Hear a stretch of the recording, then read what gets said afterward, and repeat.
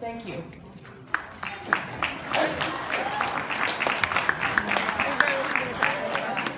Can you kill the house for me?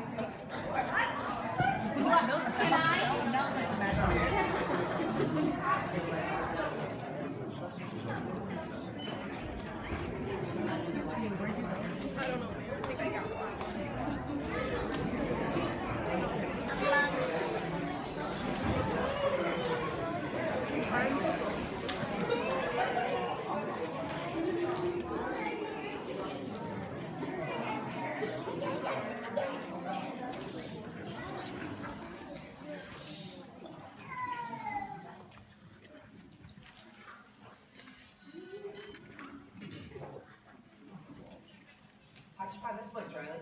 My dad used to bring me and my brothers on fishing trips. I've never been this deep in the woods before. Looks like you never put up a tent before. Yeah, why you wouldn't talk? You didn't exactly look like a Boy Scout starting a campfire. Have you even been camping before? Yes, I have. Maybe. Okay. But I have been a survivor. Yeah, like all that's real. If they can't start a fire, you think the camera crew can let them freeze or starve to death? I could survive in these woods. Yeah, okay, look. The likelihood of having to survive in the woods is extremely slim. You guys watch way too much TV. Well, there's no TV out here. What should we do now? Let's see who can tell a scary story. No, I hate scary stories. Come on, don't be such a scaredy cat. I'll protect you from the boogeyman, Larry. Hey, I have a scary story to get us started off. It's called The Hook. Oh, I know. You gotta do it.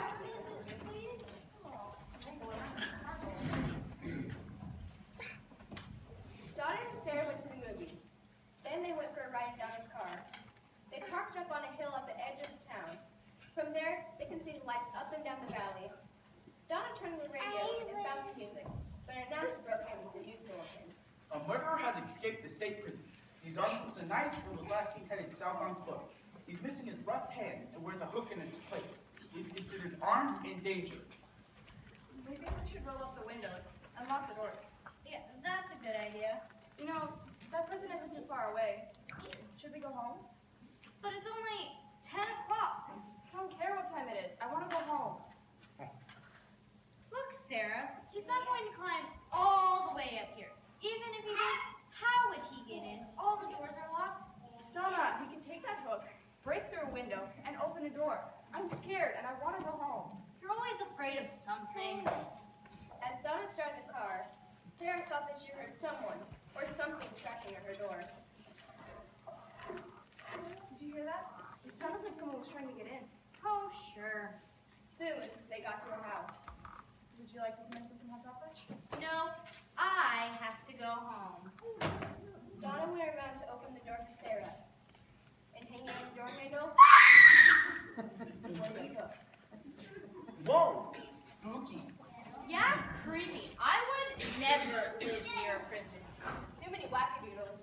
Hey, that story reminds me of one my dad used to tell my brother and I on campus. It was so scary that it gave my brother nightmares. Come on, tell it. Tell it.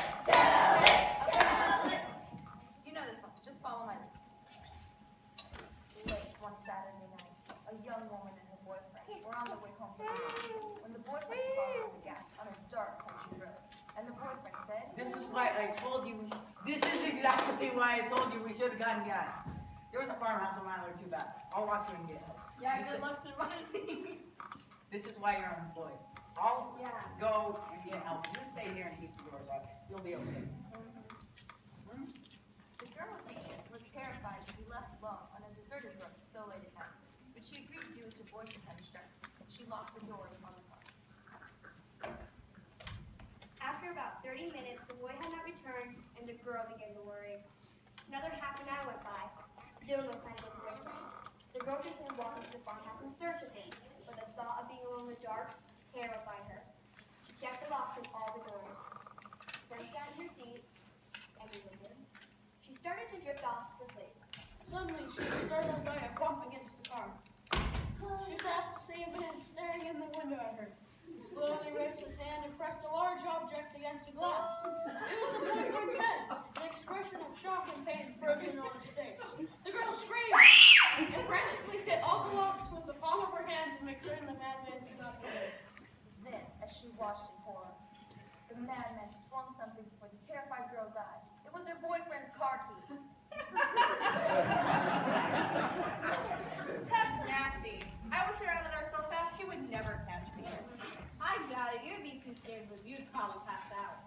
You don't know. She might become the next Wonder Woman and take him out. Yeah. Alright. I know I just acted in the last one, but I'd like to do the next story. My buddy, Brody and Katie can be parts of mine. my buddy Duncan, he's the director. He can't act. Hey, man, play nice. Thank you!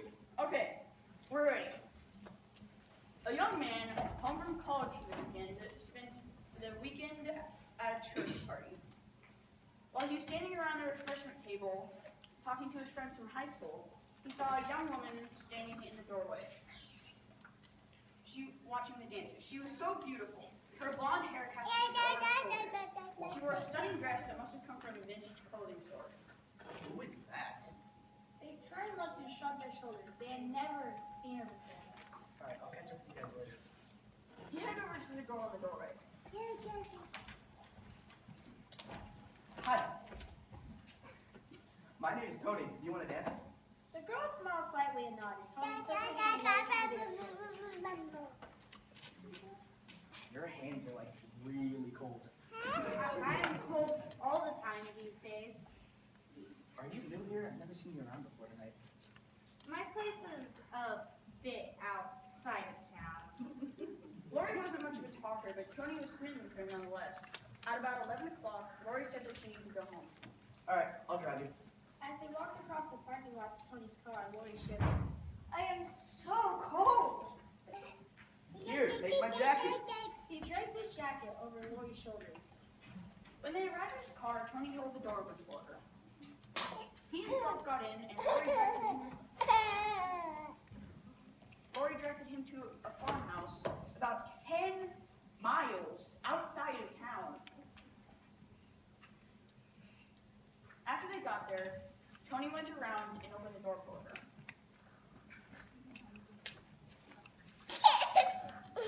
But she would not allow him to walk to the door.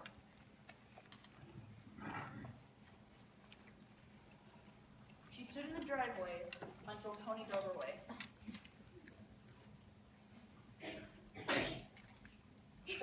Later, Tony realized that Lori still had his jacket. He turned around and went back to the farmhouse.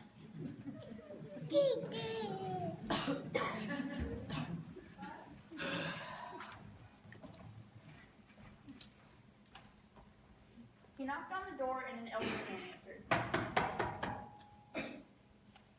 Excuse me, sir. I dropped Lori off and I forgot my jacket. This happens every year.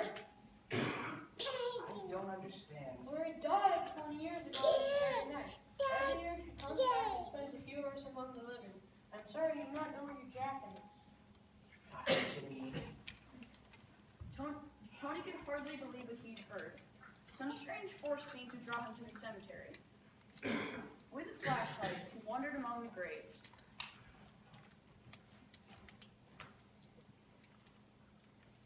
At last, he found Lori's grave. His jacket was neatly folded and lying on top of her headstone. Cemeteries do make creeps. There's one thing about them. They're always trying to get me to go into it after dark. I don't get why so many people are creeped out by graveyards. I mean, nothing that can hurt you. It's just the thought of dead people. It rots my dreams. But they're dead. I bet you wouldn't go. Sure, why not? Well, you're afraid. I bet you wouldn't go and spend the night with werewolves during the moon. Okay, got it. Okay, you guys are going through lollygagging. Now please tell us what. Never do. Okay, Katie, Duncan, I need you guys for this one. You guys can help out as well.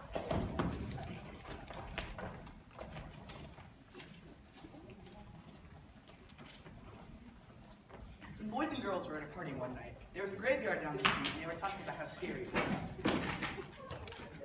I just had a thought.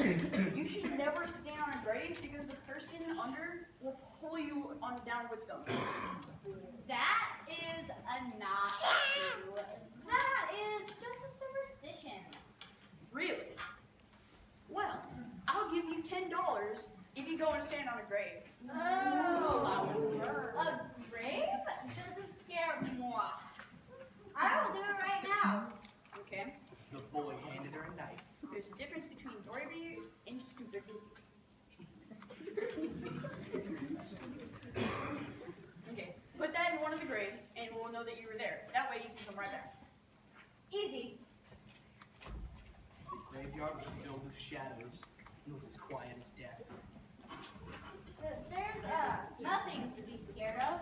But no matter how she tried to convince herself, she was scared. She picked out a grave, stood on it, then quickly bent over, plunged back into the soil, and turned to leave. But she couldn't get away. Something was holding her back. She tried to get away, but she couldn't move.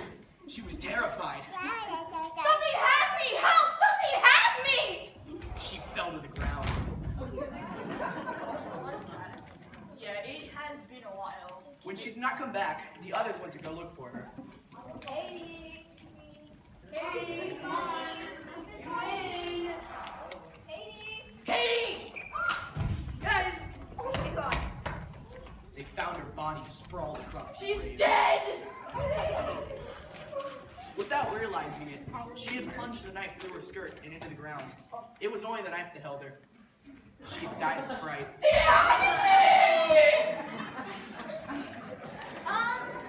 I don't think someone can actually die of fright. Sure they can. Want to bet on that? Wouldn't somebody have to die to prove that point? Are you not willing to bet your life? Boom! See? Not dead.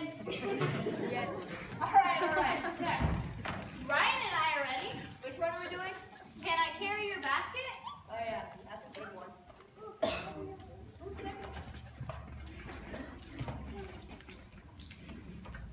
Sam Lewis spent the evening playing chess at a friend's house. It was about midnight when they finished their game and he started home. Outside, it was icy cold and as quiet as the grave. As he came around the turn in the road, he was surprised to see a woman walking ahead of him. She was carrying a basket covered with a white cloth. When he caught up to her, he looked to see who it was, but she was so bundled up against the cold, it was hard to make out her face. Good evening. What brings you up so late? But she did not answer. May I carry your basket? She handed it to him. From under the cloth, a small voice said. That's very nice of you. Sam was so startled that he dropped the basket, and out rolled a woman's head. He looked at the head and stared at the woman. It's her head! He started to run, and the woman in her head began to chase him. Soon, the head caught up with him. It bounded into the air and sunk its teeth into his left leg. Sam ran faster, but the woman in her head stayed right behind him. Soon, the head leaped into the air again and bit into his other leg. Then they were gone. That was lame. I wasn't scared at all. Come on. It was a head. Basket. Okay, fine. Oh my God! I have an idea. Let's do some of the songs Miss Lynch, Miss Sing, and Big Break. The first song! Yes, Nathan starts it, remember? I got this. Come on up and laugh at the first. Bye. For you may be the next to die. They wrap you up in a big white sheet from your head down to your feet. They put you in a big black box. And cover you up with dirt and rocks. All goes well for Val. Until your coffin begins to leak. The worms crawl in, the worms crawl out. The worms play pinochle on your snout. They eat your eyes, they eat your nose, they eat the jelly between your toes. A big green worm with rolling eyes crawls in your stomach and out your eyes. Your stomach turns a slimy green and pus pours out like whipping cream. You spread it on a slice of bread, and that's what you eat when you are dead.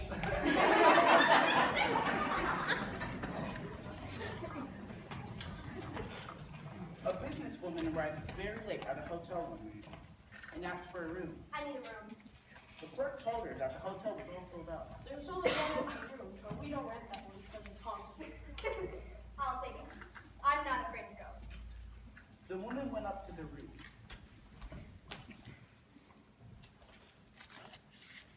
She unpacked her things and went to bed. As soon as she did, a ghost came out of the closet. Its fingers were bleeding, and it was moaning. Bloody fingers, bloody fingers. When the woman saw the ghost, she grabbed her things and ran. Holy Mother Jesus! The next night, another woman arrived at Fairy Home. Again, all the rooms were taken except the haunted. I'll sleep there. I don't believe in ghosts. Ghosts. As soon as she got into bed, the ghost came out of the closet. Bloody fingers, bloody fingers. She took one look and ran from the room. 1 year later, another guest arrived very late. He also took the haunted room.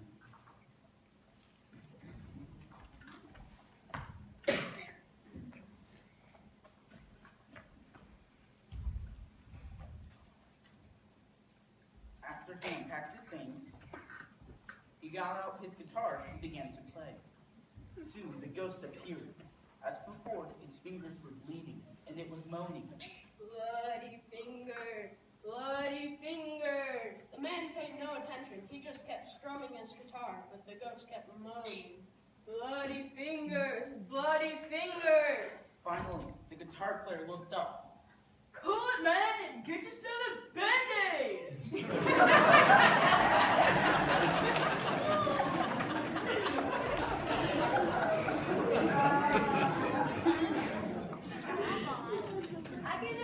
I can just see the hippie doing his guitar. Oh man, this don't sound right. I'm in a new guitar now. I love doing that one. Bloody fingers. Man, I'm worn out. Let's call it a night. All right, me.